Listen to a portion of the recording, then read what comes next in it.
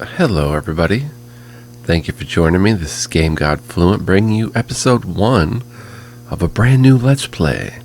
We're playing Infinite Adventures, a dungeon crawling RPG on Steam.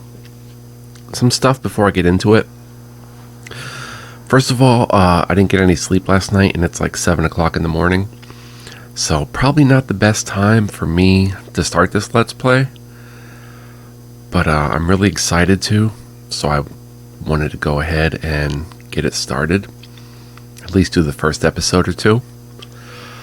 You're going to be seeing this on YouTube after Dark Sun is wrapped up, so this is going to take that slot. So it should just seamlessly, I'm recording it now, and I'm finishing up Dark Sun very soon, so it should just seamlessly start when Dark Sun ends. This is a very cool game. There's a lot of class synergies and very deep systems that you don't see in a ton of dungeon crawler RPGs. It's more along the lines of a newer type of dungeon RPG rather than a true wizardry-like experience, although there's definitely wizardry in it, if that makes sense. Really excited to play it because of how many cool systems are in it. Hope you guys give it a chance. It does have some anime art, that sort of thing. But again, it just has some really deep, intricate systems that I'm really excited to explore. So I hope you join me for this journey. It's going to be quite a long one. It's blobber season on my channel. I have a bunch of blobbers going, and I really can't get enough of them. So let's check out a new one, Infinite Adventures.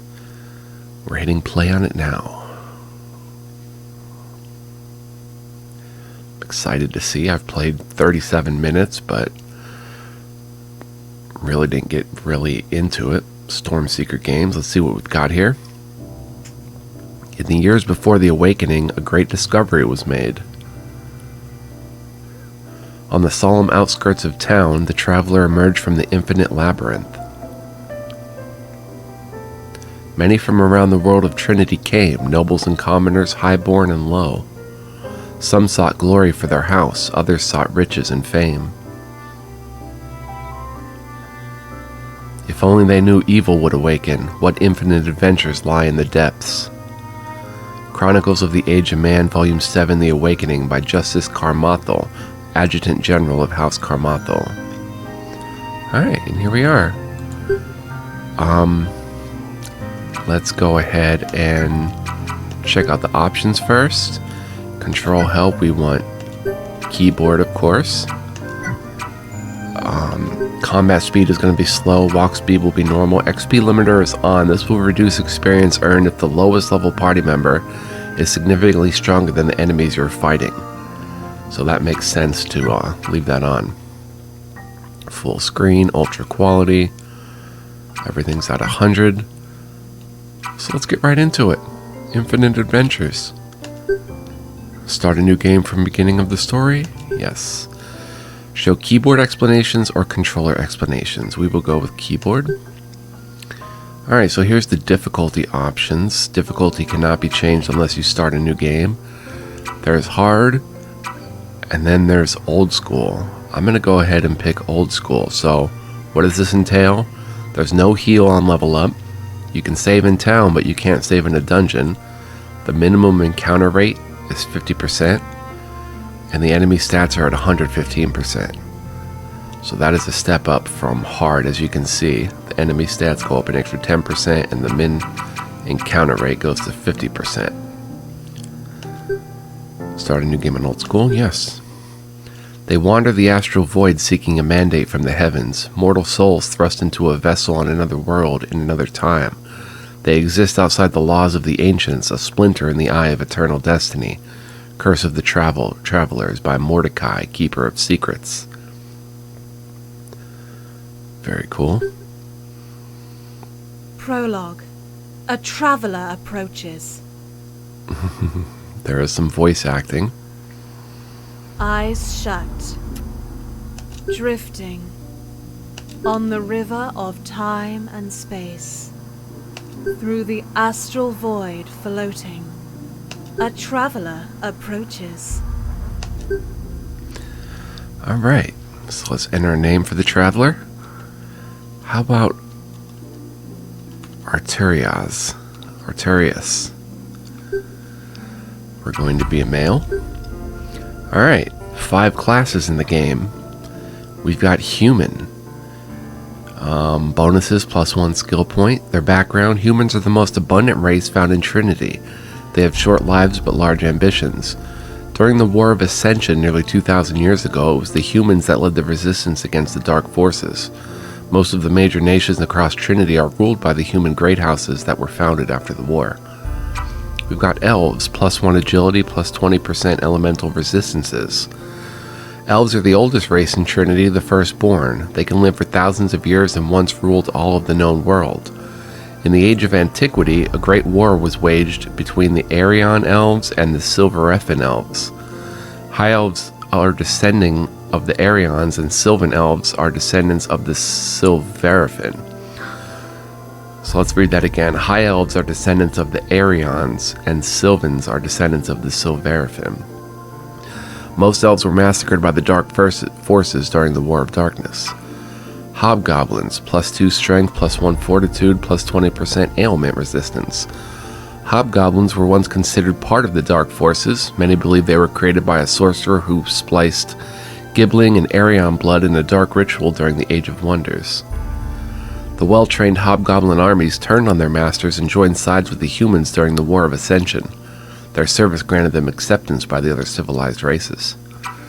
Gnomes, +2 perception, +1 intelligence, +20% curse resistance.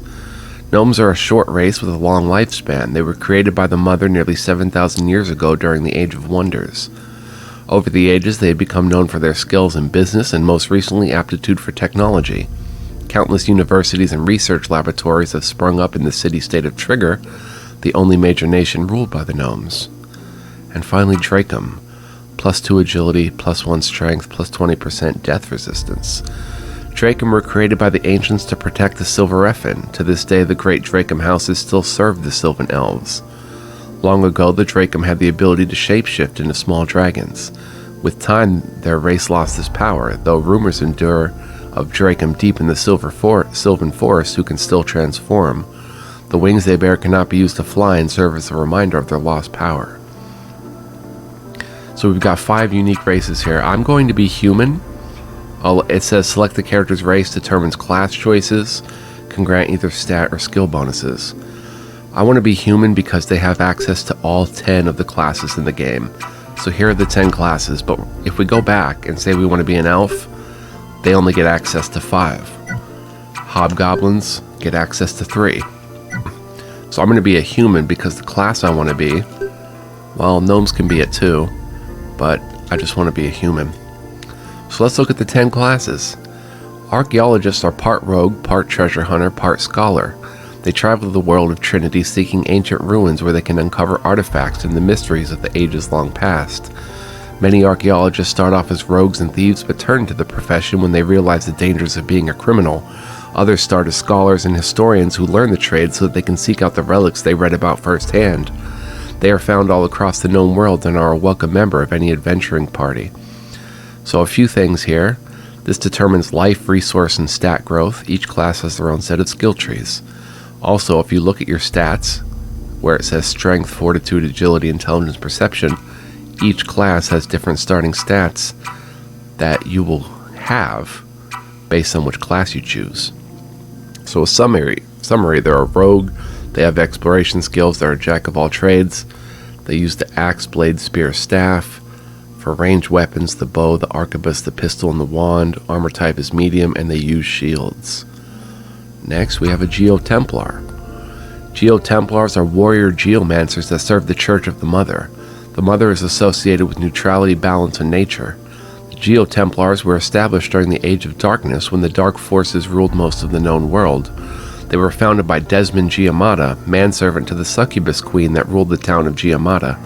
As technology has spread rapidly in recent years, Geo-Templars have adopted the use of firearms in combat. Summary: range damage, buff, some heals. Melee weapons, blade, ranged arquebus pistol, medium armor, and they use shields. So They're a range type of class. They can buff, and they can also heal. Geotemplars. Mendicants are priests who have extensive study in secular medicine.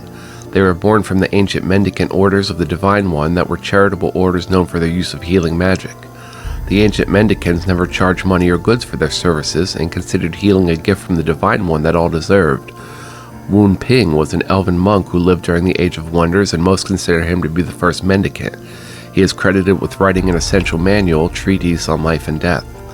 So this is your healer class. They use holy magic, buffs, and debuffs. They use a staff. For range, they use the wand, light armor, and no shields.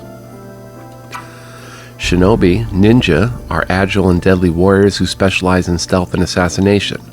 They are practitioners of ninjutsu, a martial art that originated in the Far East on island of Tukura, home of the present-day Tanjo fiefdom. Renzo Mikazuchi was an Arion elf that lived thousands of years ago in the Age of Wonders. He is credited with writing Way of the Ninja, the first manual detailing ninjutsu techniques. Throughout history, they have served as assassins, spies, and infiltrators. Males are called shinobi and females kunoichi. Summary, versatile damage dealer, and they debuff as well. They use a blade, a bow, a pistol, light armor, and no shields. If we look at the stats thus far, intelligence wins the day for mendicants, agility and perception for geotemplars, agility, perception, and a bit of strength for archaeologists. And for the shinobi, they have great strength and great agility, and pretty nice stats all around, good intelligence and perception as well. Ronin have good strength and fortitude. Ronin are warriors who train in swordsmanship and follow the ways of Bushido. Many began as samurai who lost their liege lord or came into their freedom some other way. Over time, many warriors became Ronin without becoming a samurai first. They wear special chains in their clothing that help them focus their chi. All are masters of the sword and dedicate their life to studying swordsmanship. Ronin do not swing wildly in battle. They prefer to deliver precise attacks that can slay their foes in one strike. This is a melee damage dealer. They use blades and spears and bows, medium and no shields. Sort of like a samurai. But they are your melee damage dealer. The Sohei. The Sohei are warrior monks that fight with spears and a wide variety of magical abilities. They believe that the worship of the Divine One, Mother, and Ender are pointless endeavors, that through the mastery of oneself, true enlightenment can be obtained. Unlike other groups of monks, the Sohei are a powerful militarized faction. Many are as capable in battle as samurai and ronin. During the Age of Darkness, some served the dark forces, which leads some to maintain skeptical views of the Sohei to this day. So some of them helped the dark forces. Summary, frontline, a healing aura, debuffs, and magic circles. So another magical frontline class. They use blades, spears, and staves, arquebus and pistol, heavy armor, and they use shields. So a bit of a tank, you could say, with magic though. Soul Callers are wizards that are skilled in both elemental and dark magic. The practice of soul calling first began in the northern kingdom of Beldar thousands of years ago. Most wizards around the world of Trinity master elemental magic, but the Soul Callers also master an arsenal of offensive dark magic. Archmage Diomara Dubois lived during the War of Ascension and was the first to refer to their magical style as soul calling. She is credited with discovering the magical secrets of killing words. So they have great intelligence. Elemental and dark magics and debuffs. They use a staff or a wand, light armor, and no shield. Sort of your wizard / warlock type. Stormseekers are part of an ancient order of warriors whose history stretches back to the age of antiquity.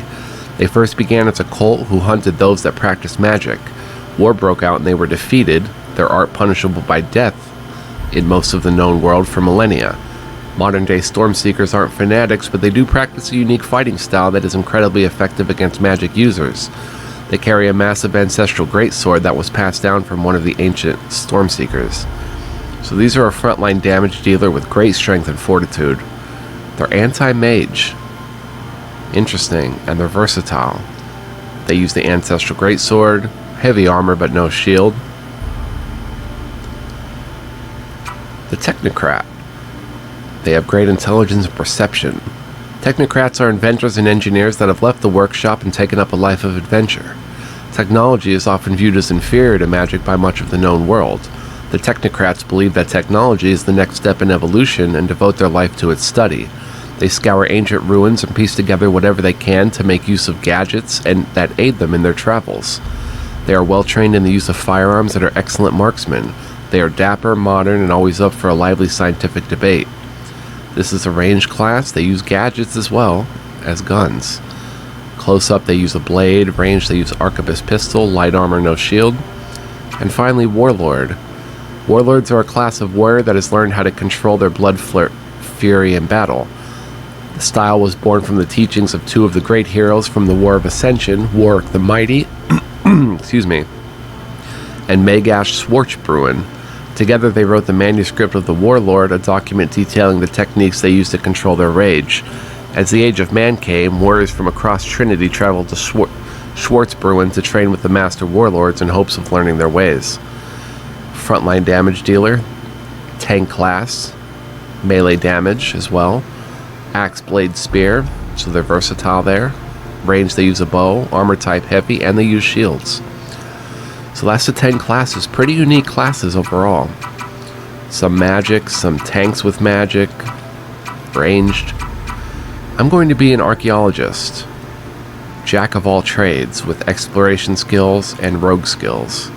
As you can see, they can use all types of melee weapons, all types of ranged weapons. Medium shield, medium armor, they can use shields. So check out our starting stats. We have a strength of 19, a fortitude of 18, an agility of 22, intelligence of 16, and perception of 22. We have 4 portraits to choose from. I'm going to be this fella right here.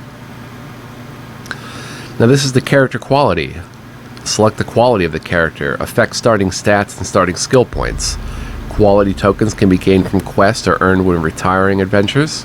Can also be purchased if you're in Chapter 2 or later in the story. So what this does, a D rank, the next step is to choose if I'm a noble or a commoner.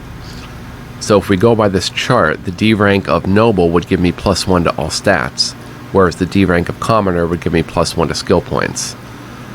A C rank would give me much more in both of these, both noble and commoner. Since I'm going to be a commoner, I'll look at the bottom chart. What I don't understand, though, I think I want to start at D.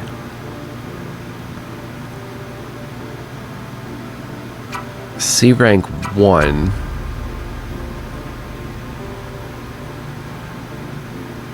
Would give me a +1 to all stats and +3 skill points.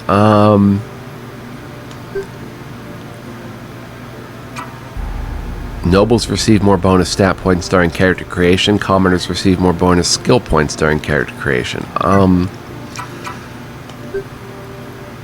I think I want to start at D, right? No, I guess let's go with C rank. Commoner. As you can see, our stats change. We get a +1 to all stats, so they're obviously +1. And a +3 to skill points. Looks good. Now, select the character's ancestry. Nobles choose their noble house based on the houses in the region they're from. This choice only impacts the racial name of commoners and doesn't impact stats. So, we've got 4 choices for ancestry. The Western lands. The western portion of the continent is a temperate region inhabited by numerous human kingdoms. The Hobgoblin city-state of Schwarzbruen is located in the Westerlands. Within this region is Dragus Maul, a nation ruled by orcs of the Dark Forces. Dragus Maul is an isolationist nation that stays out of the affairs of the other races most of the time. The southern portion of the continent is bordered by a massive forest in the north where the Sylvan Elves make their home. There are numerous human kingdoms and city-states in this region. The city-state of Trigger is in this region and is home to the Gnomes. The island nation of Lemuria is an isolated island but considered part of the Southlands. Far in the southern tip of the region lies Gibbelheim, the last southern fortification of the Dark Forces. We have the Eastern Kingdoms. The eastern region of Trinity is home to 3 human nations. The massive empire of the Jade Sun is arguably the most powerful nation in all of the known world. The kingdom of the Mogul is home to the isolationist nomads. To the far east lies the Tanjo fiefdom. In the southwest, a 2,000-mile long wall, known as the Red Wall, was built by the Aryans during the Age of Wonders and protects the region from raiders from the Southlands. And finally, the frozen north. The northernmost edge of the continent is a cold region inhabited by the people of the Kingdom of Beldar. The most gifted and powerful wizards in all of the Trinity hail from this region. Most of the major universities of magic are found within Beldar. The frozen north is an isolated region that people don't travel to unless they have good reason. The isolationist dwarven kingdoms are spread out amongst the mountains that border the other great region of Trinity. I'm actually going to be Southlands. Where the Sylvan Forest, the Kingdom of Dervish, Sea of Darkness, Gibbling Nations, and all that is from. So we'll be Southlands. We get an origin. Background the character had before joining the Adventuring Guild. So we have all these backgrounds. Marshal gets plus 15 accuracy, plus 1 fortitude. And as the ranks go up, you see you become a captain, a marshal, and a lord marshal. Most adventurers with a martial background have prior military service. Others come from some of the larger mercenary companies. Members of an official house guard regiment are also from a martial background. We have Arcane plus 5% magic power. Adept, Mage, Archmage, Archmage. Those with an arcane background have some formal training in the schools of magic and astral lore. There are many colleges that teach magic throughout Trinity. The most famous is located at the Willow Spire, ancestral home of House Sancerre. Scholarly, plus 2 perception, plus 1 intelligence. Associate, professor, doctor. Many that prefer reason over magic are drawn to scholarly colleges that teach the fundamentals of science. There are a few such colleges in Trinity, most located in the gnomish city-state of Trigger, ancestral home of House Trigger. Priestly, plus 20% healing. Father/sister, a bishop, archbishop, and then a cardinal. Servants of the ancients who are former members of the respective churches that worship each ancient. Any noble who enters priestly service is required to denounce the inheritance of their house. Blacksmith, plus 2 strength, plus 1 fortitude.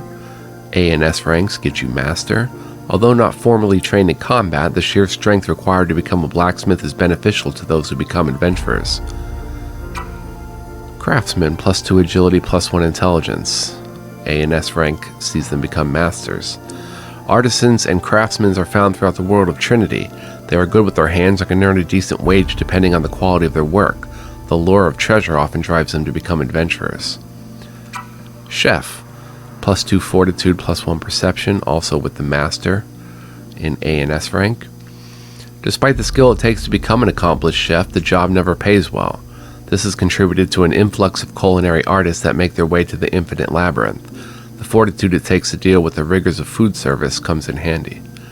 And finally, unknown, plus 1 to all stats. Not all adventurers have an origin story that they wish to share. Some are just wanderers with some unknown motivation that they keep to themselves. So I'm going to be unknown and get plus 1 to all stats. Voice set. There's a lot of voices. Did anyone else feel that? Take this and don't die on me. Do they think I'm an idiot? You won't want to miss this. I'm actually going to come down here. I'm not going to go through all of them. I'm going to be Loner. I feel somehow stronger. Everybody, now!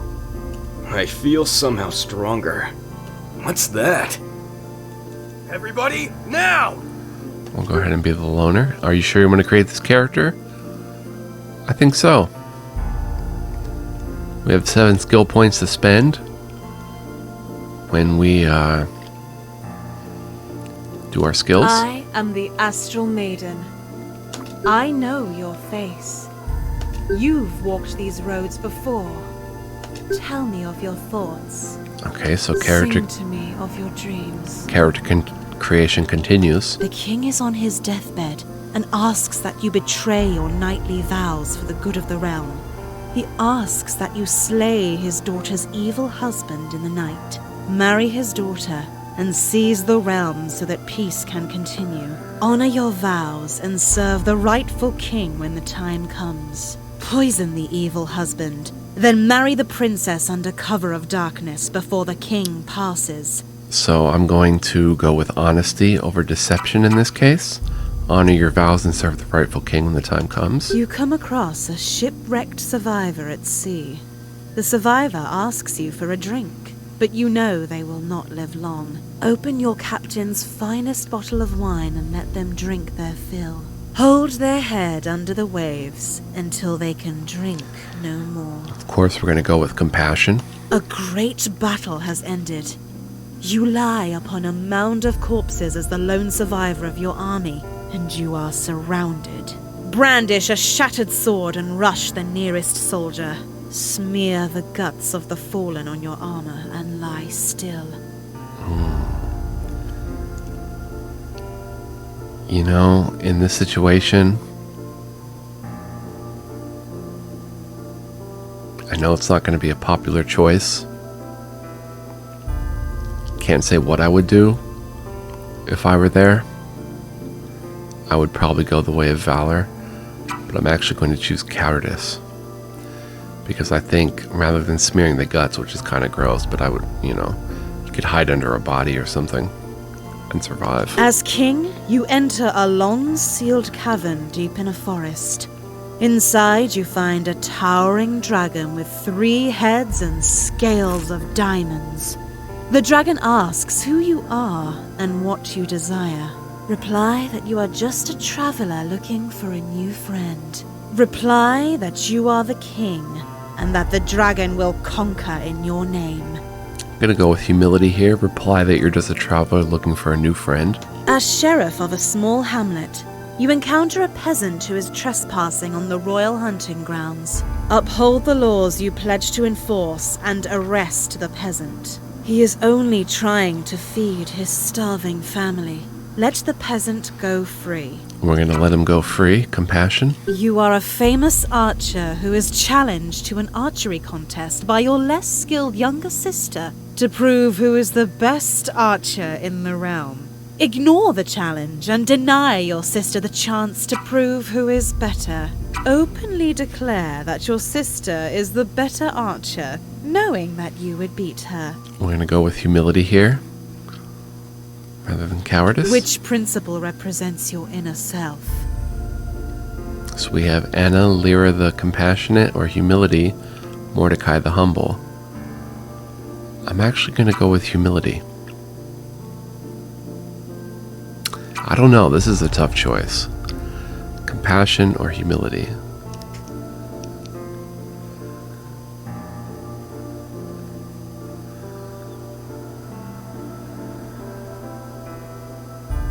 I'm going to go with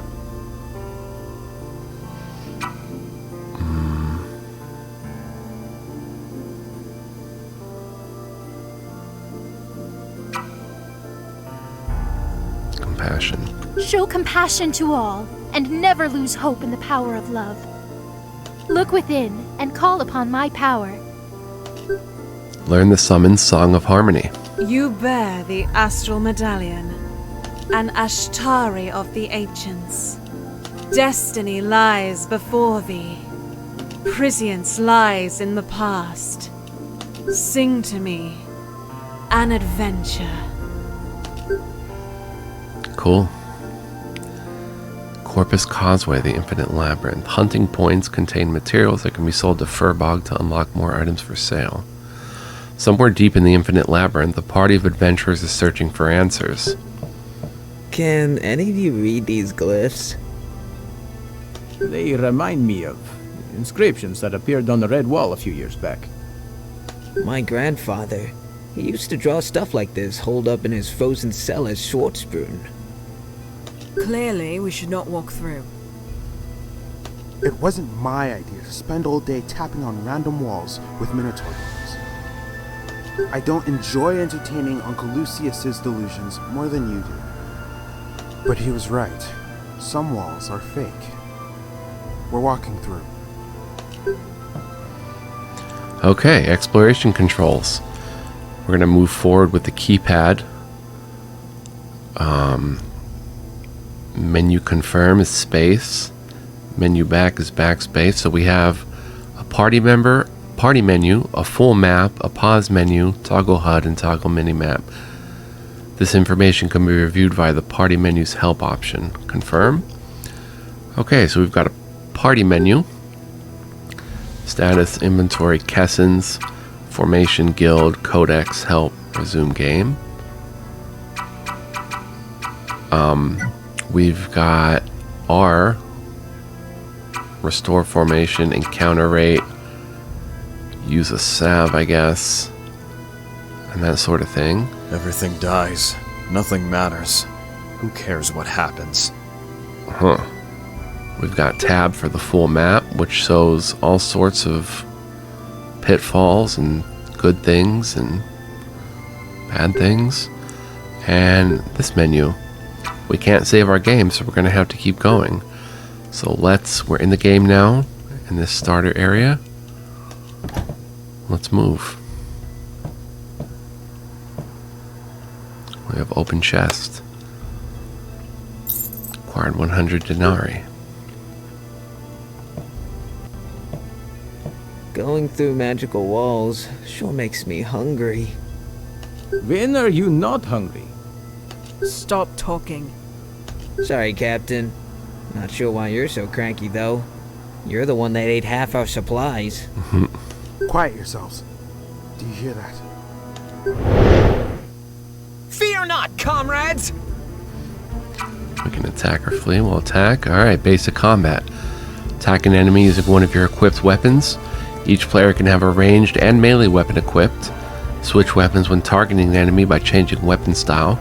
Attacks made out of weapon range deal 50% damage. Players and enemies are arranged in front and back rows.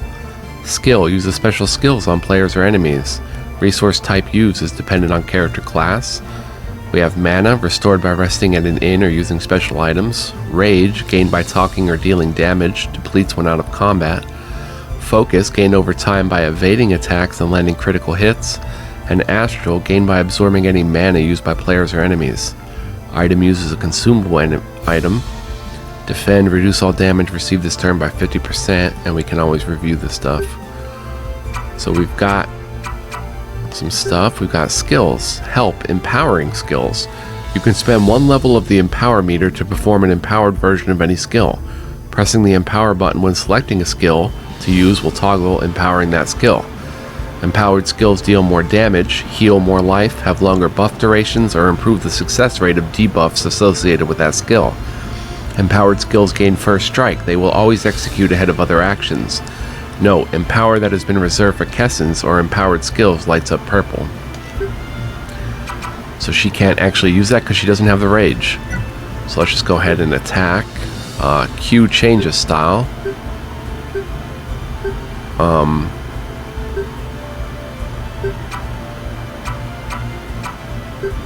She doesn't have a ranged weapon apparently, so we'll just attack. Or is that a gun of some sort? I don't know. We'll attack. Attack. Geo Strike. Physical damage plus random element. Geomancy draws power from the earth and can invoke any element. Lady Amalia Batten, Geomancy, a practical guide. 170% melee attack or ranged attack. I'm not actually going to use that. We're just going to attack and... Okay, he's got a bow, it looks like.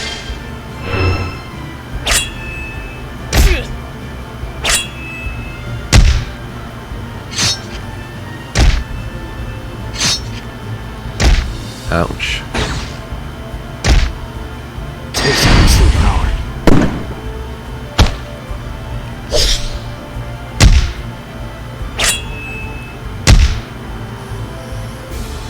Okay, we're going to attack. She's built up 7 rage. So she's going to attack here. He can attack here. You can attack here. And you can go ahead and use Geo Strike on the archer.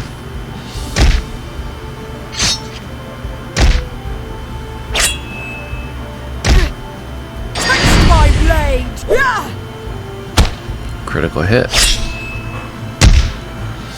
Dead. Ouch. Nice. Okay, so the first enemy group, and already they're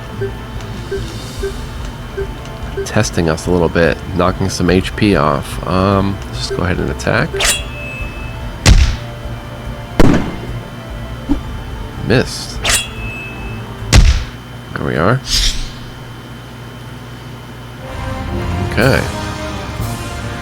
We got a cord times 2, a salve times 1, some din, some XP, as you can see how we leveled up. Shows us exactly how much XP we got for each gibbling and spear gibbling and sling gibbling. And the XP bars that show the next level. We have 3 warlords and a Geo Templar. Alright, so we probably want to heal. Would that be... Heals about 150 life. Let's use that on you. And that's it for now. We only have 5 left. Let's go through the door.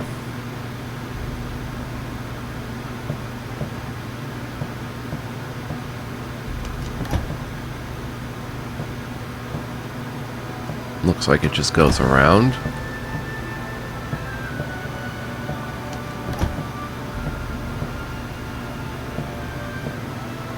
Alright, and then there's a door here. The air's thick with danger. Stay vigilant, comrades.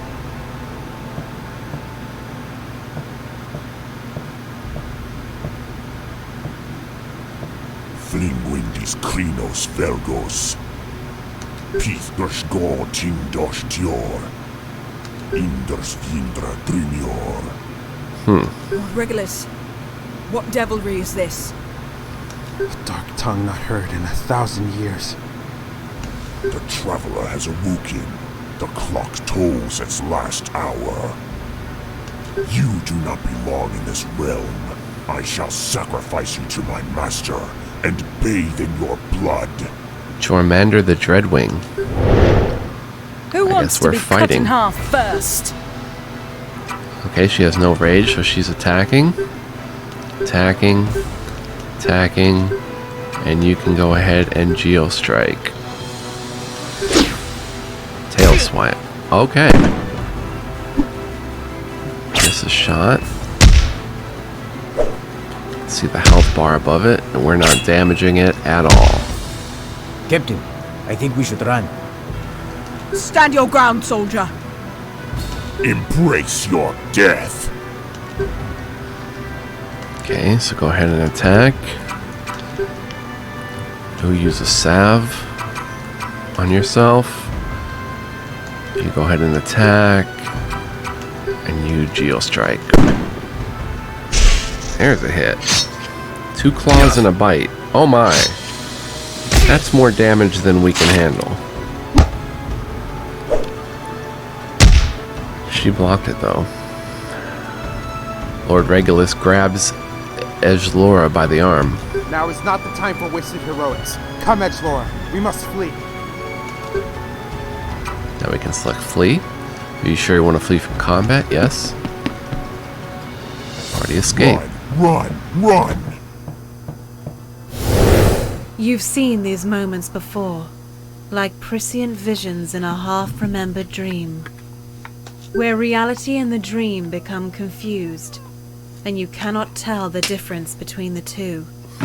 Yet while you slept, you felt her presence. But no matter how hard you try, you cannot remember her face. As my soul drifted, I fell upon a river in an endless forest. The river had an infinite number of tributaries that led many places. I met the Astral Maiden and she showed me the reach of her domain. The river touched both the beginning and the end of time. She told me how the ancients had entrusted her with the river. She led me along a winding stream that led to the gates of heaven. Journey to the East by Usagi Tengu. Pretty beautiful. Chapter 1st. A dream half remembered.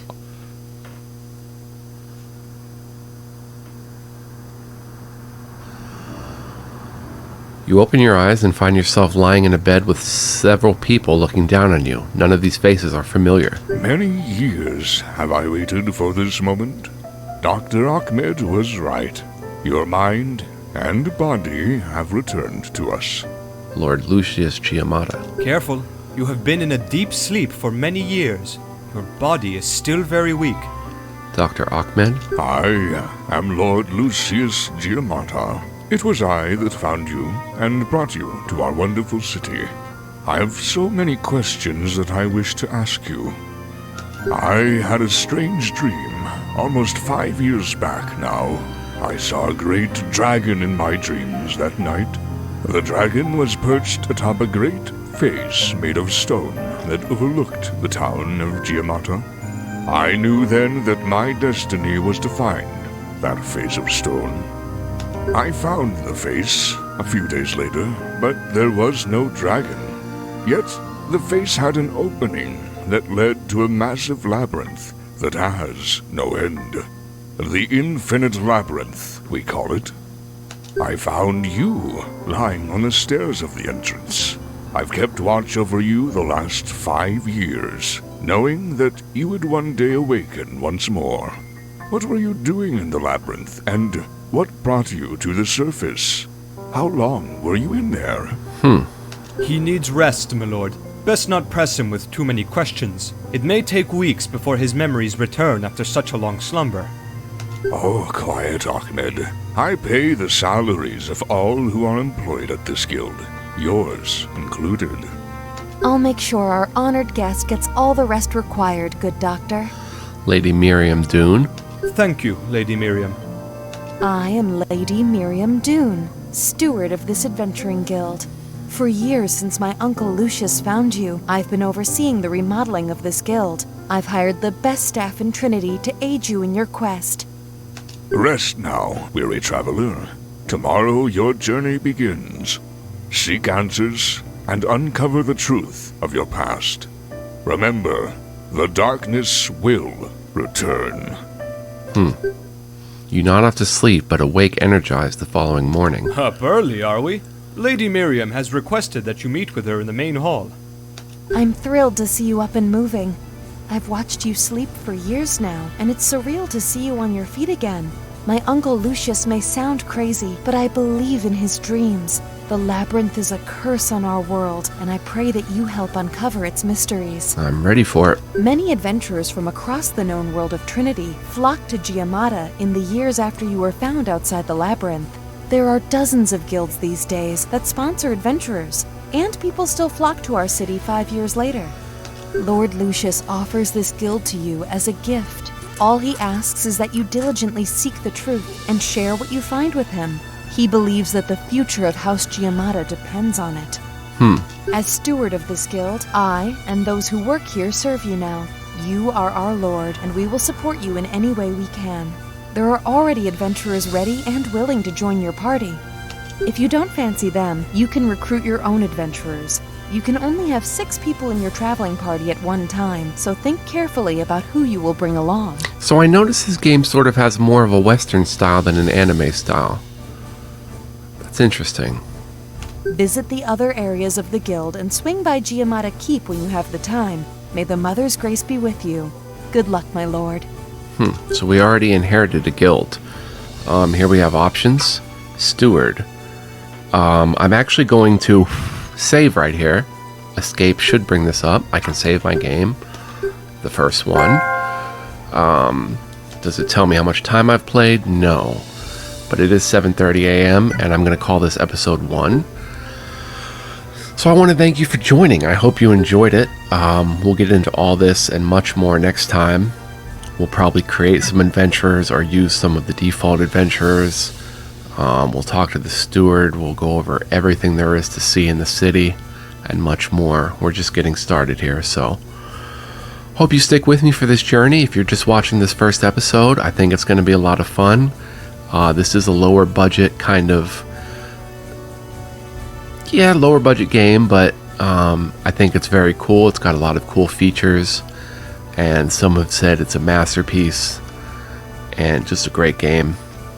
So I'm really excited to explore it. I hope you explore it with me. Thanks for watching this, and thank you if you do continue to watch. Much love, peace, and joy to you guys, and I'll see you in the next video, hopefully. Take care.